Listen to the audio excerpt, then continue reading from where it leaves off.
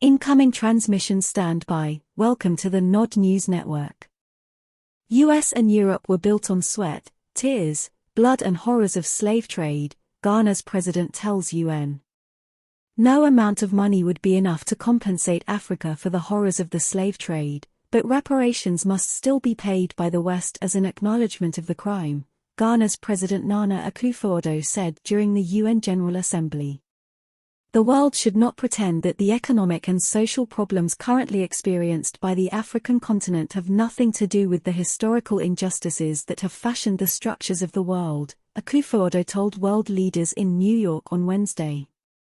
Much of Europe and the US have been built from the vast wealth harvested from the sweat, tears, blood and horrors on the transatlantic slave trade, between the 16th and the 19th centuries, and the centuries of colonial exploitation, he said. It's no wonder that African countries are struggling to build prosperous societies after they had their natural resources looted and their peoples traded as commodities for such a long time, the president added. Akufo-Addo acknowledged that modern Europeans and Americans aren't the ones that engaged in the slave trade. However, he pointed out that the forceful transfer of Africans across the Atlantic was state-sponsored and deliberate, and its benefits are clearly interwoven with the present-day economic architecture of the Western countries behind it. There must be compensation for the slave trade, the Ghanaian leader asserted, before being interrupted by a round of applause.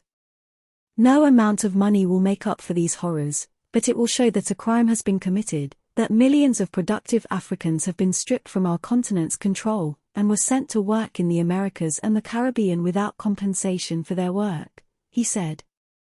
Akufo-Addo added that the issue of compensation will be discussed in more detail at a dedicated conference to be held in the Ghanaian capital Accra in November under the auspices of the African Union. His speech was delivered on the eve of Kwame Nkrumah Memorial Day, when Ghana, with a population of about 33 million, honored Francis Kwame Nkrumah, a famous fighter against colonialism and Prime Minister and President. The United Kingdom's first system after the country's independence in the late 1950s. On Tuesday, the United Nations released a report advising countries on a range of measures, including financial reparations, to combat colonialism and slavery of African descendants. No country has comprehensively reckoned with its past and taken into account its contemporary legacy, the report said, having violently displaced an estimated 25 to 30 million people from Africa. The United Nations also emphasized in the document that the passage of time and the difficulty in identifying the perpetrators and victims of the slave trade cannot be grounds for abolishing these legal obligations. This has been the Nod News Network, transmission complete.